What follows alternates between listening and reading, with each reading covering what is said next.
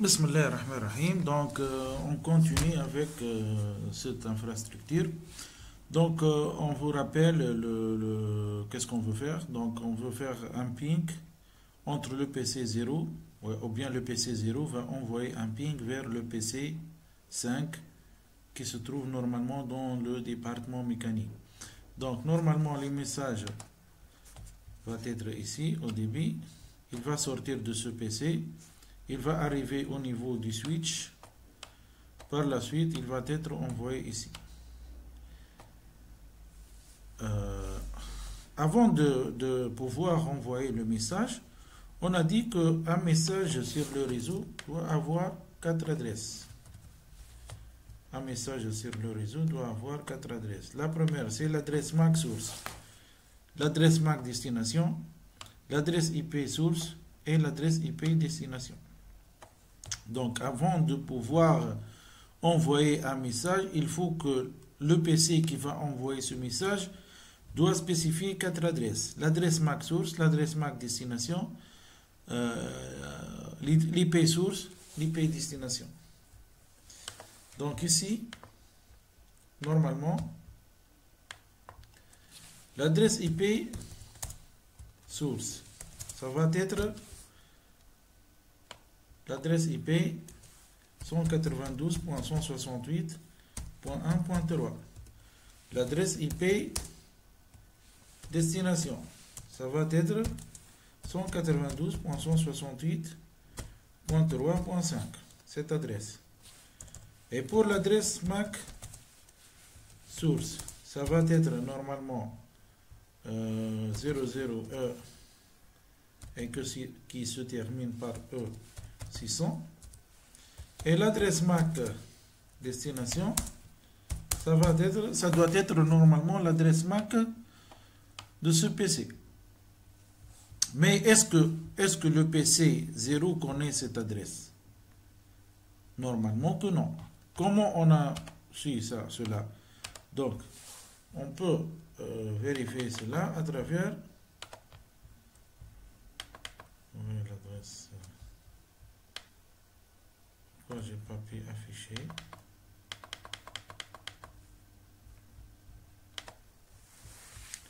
Donc, voilà, donc on répète. On a dit que le message, lorsqu'il va sortir de ce PC, il va contenir l'adresse IP source 192.168.1.2, c'est-à-dire l'adresse IP du PC source. L'adresse IP destination, ça va être l'adresse IP de ce PC qui est 192.168.3.4. Pour l'adresse MAC, ça va être l'adresse MAC de ce PC qui est cette adresse-là. Et pour l'adresse MAC destination, il ne peut pas connaître. Pourquoi? Parce qu'il ne peut pas envoyer une requête ARP. Pourquoi? Car lorsqu'il va envoyer une requête ARP de diffusion, normalement on a dit que le protocole ARP travaille en mode diffusion, donc il prend une adresse de diffusion, donc il va être diffusé sur tous les réseaux. Lorsque la requête arrive au port du routeur, ce routeur, il va l'empêcher de passer, donc il va la supprimer. Donc la solution c'est quoi?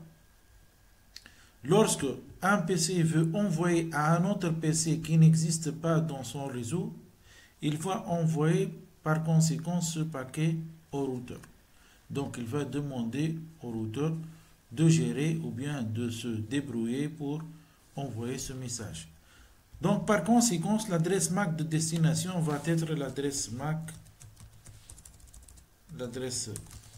MAC du port F00 du routeur. On a déjà dit que chaque port du routeur admet une adresse IP et une adresse MAC. Ici, peut-être quelqu'un parmi vous va me poser la question suivante. Comment le PC a su que l'adresse IP destination, celle-là, n'est pas l'adresse IP, n'est pas une adresse IP du même réseau? Donc, tout simplement en faisant un et logique. Donc, un et logique avec normalement un et logique avec le masque de ce réseau. est logique entre l'adresse de destination et le masque ce réseau. Normalement, il va trouver l'adresse IP de son réseau. Donc ici, ça va être, normalement, les 255, ça va être 111. Donc ça va 1 et 1, c'est 1. Donc on va obtenir comme résultat cette adresse. Est-ce que cette adresse est l'adresse IP de ce réseau qui est du département informatique? Non. Donc l'adresse IP de ce réseau n'est pas la même que l'adresse IP du réseau destination. Donc ici, le PC va comprendre que l'IP destination existe à l'extérieur. Elle n'est pas locale. De ce fait, qu'est-ce qu'il va faire? Il va envoyer le paquet au routeur. Donc pour cela, il doit spécifier l'adresse MAC de destination, l'adresse MAC du routeur. La question qui se pose ici, est-ce que le PC connaît l'adresse MAC de ce port de ce routeur? Donc pour vérifier, on doit accéder avec la commande prompt, c'est-à-dire dans votre PC, dans la CMD. Et ici, on va afficher la table MAC. Est-ce qu'il y a une correspondance entre cette adresse IP et son adresse MAC? Est-ce qu'on a? Non, on a seulement l'adresse IP de ce PC et on connaît son adresse MAC. Pourquoi?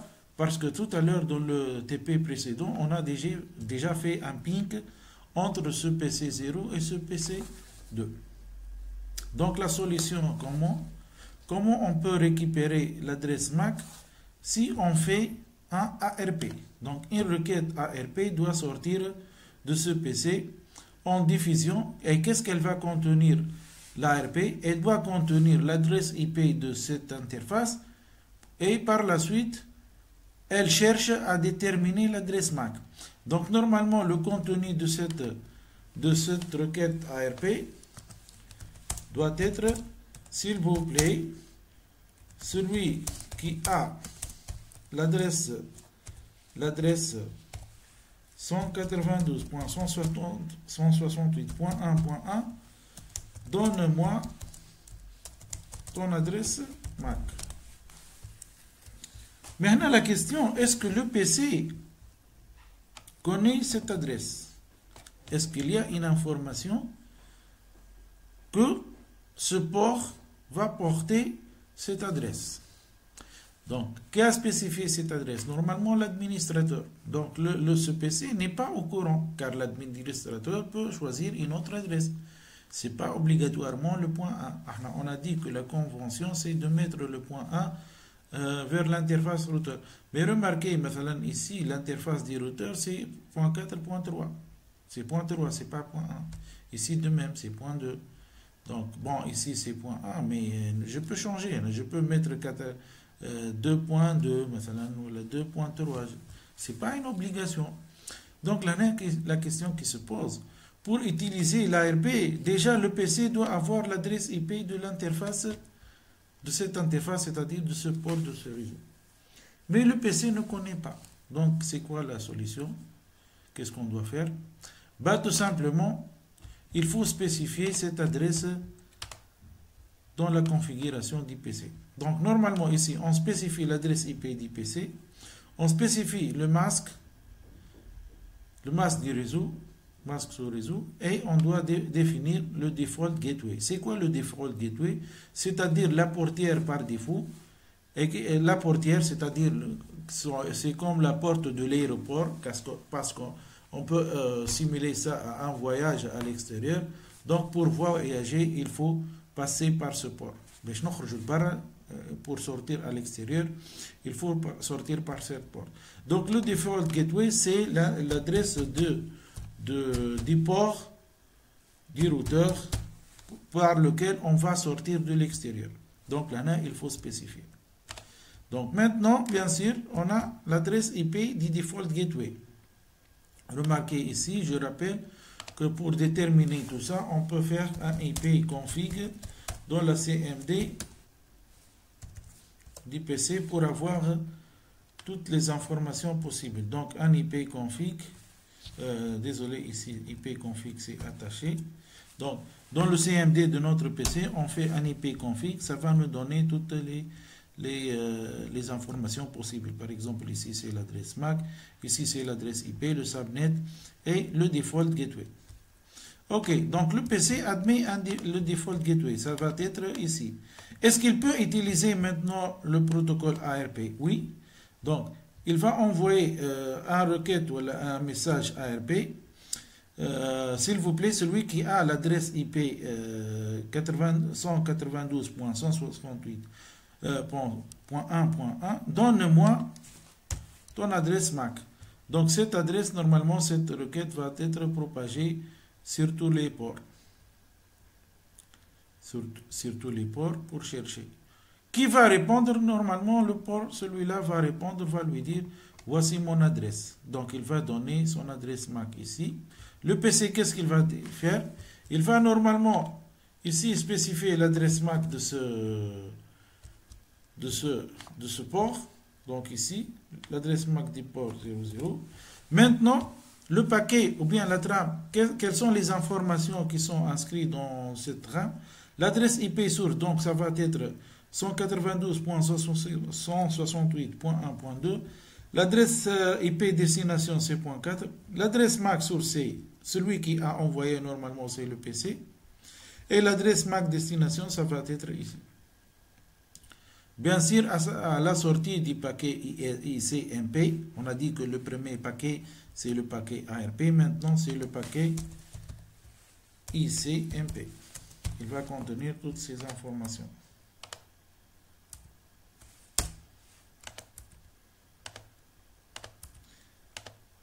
À son retour, lorsque le paquet ICMP va sortir, normalement ici, c'est bon pour le switch. Déjà, il a fait un apprentissage. Il a connu que dans le port F04, il est branché à un port ou bien à une interface, admettant l'adresse MAC, celle-là. Donc, on va essayer tout ça et on va voir qu'est-ce que ça va passer. Donc, on va faire comme ça.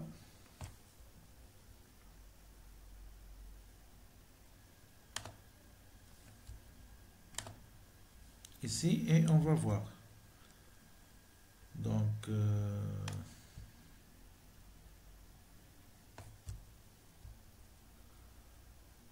je ne sais pas si c'est visible.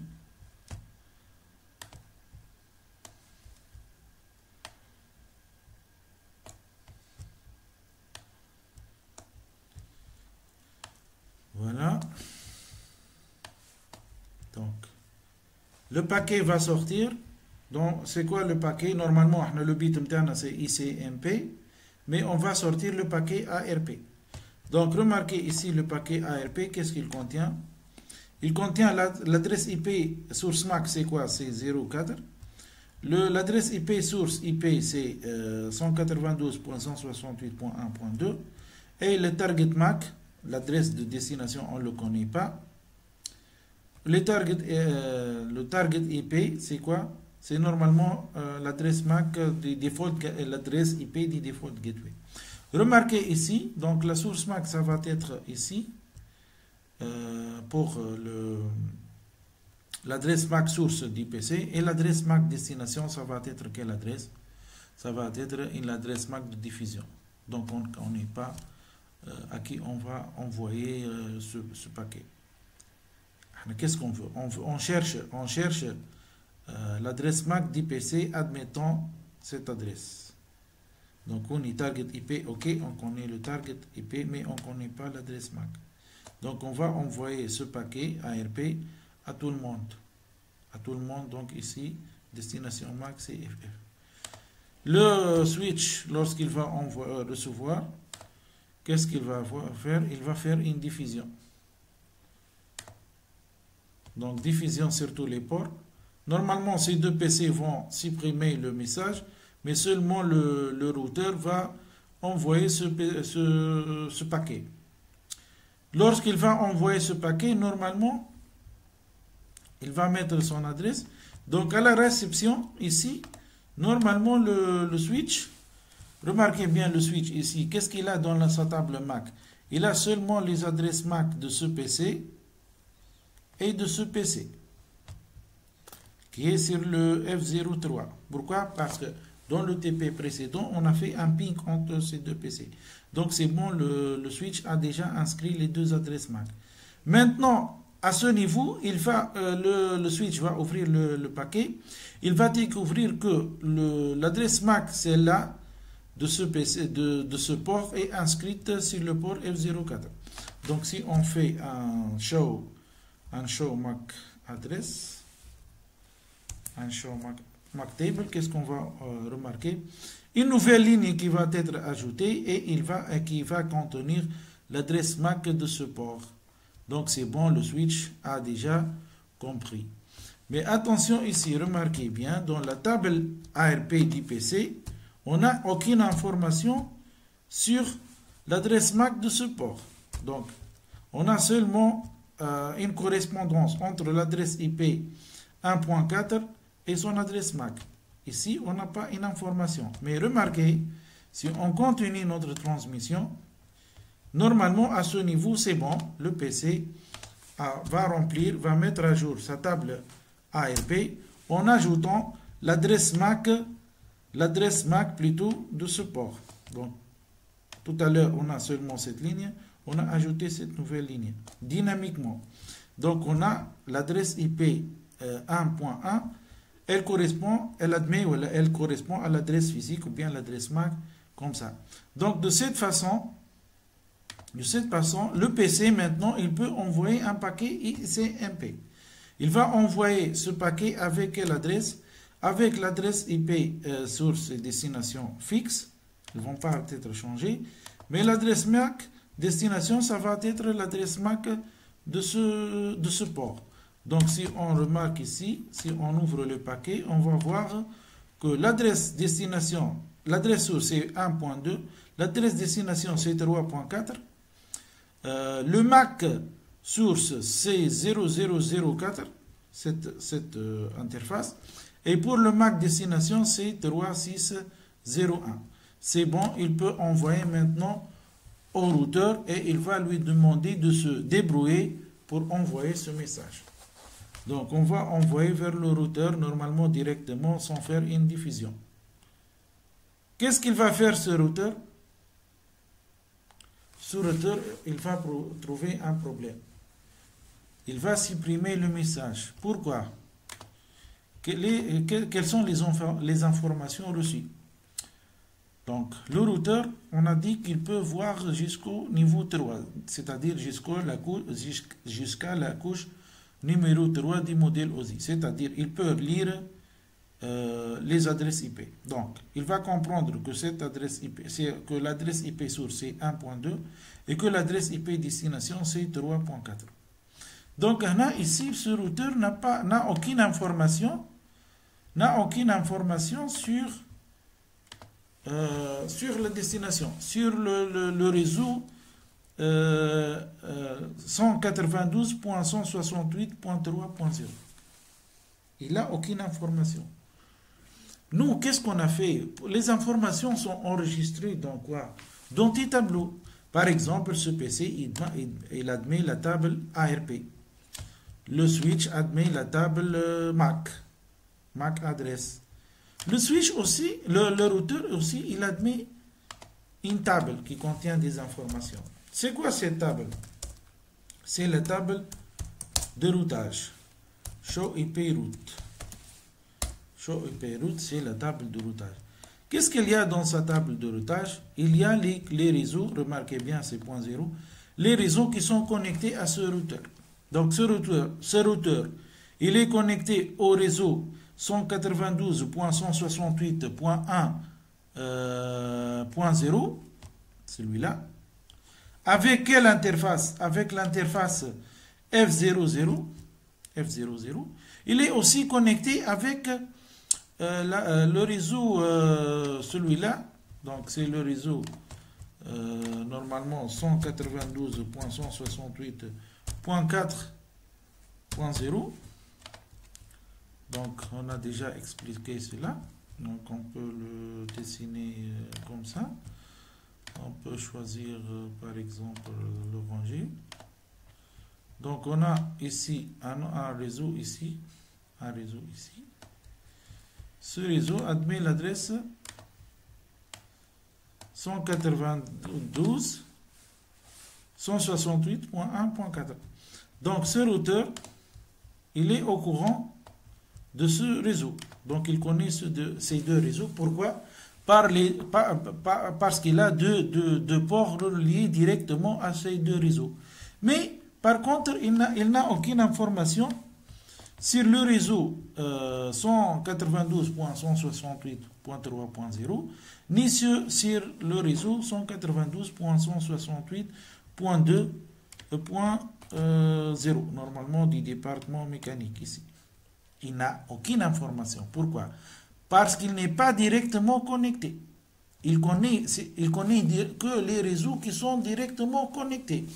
Déjà ici, remarquez bien, et on va voir par la suite dans la science, que la lettre C signifie qu'il est directement connecté. C'est connected. Donc, qu'est-ce qu'il va faire normalement à cette étape? Lorsqu'il va recevoir un paquet qui contient l'adresse IP destination 192.168.3.4. L'adresse IP destination, ça va être 192.168.3.4. Il va chercher dans sa table de routage. Est-ce qu'il y a une connexion avec ce réseau? Il n'y a rien. Il n'y a pas une connexion avec ce réseau. Bien sûr, il va faire un logique pour déterminer l'adresse IP du réseau. Il ne va pas trouver un chemin. Donc, il ne sait pas s'il va envoyer ce paquet par ce port ou bien par ce port. Donc là, qu'est-ce qu'on doit faire? On doit informer le routeur qu'il y a que pour arriver à ce réseau 192.168.3.0, il faut passer par ce port. Donc il faut passer par ce port, c'est-à-dire par cette adresse. Donc il faut passer par F0, F01.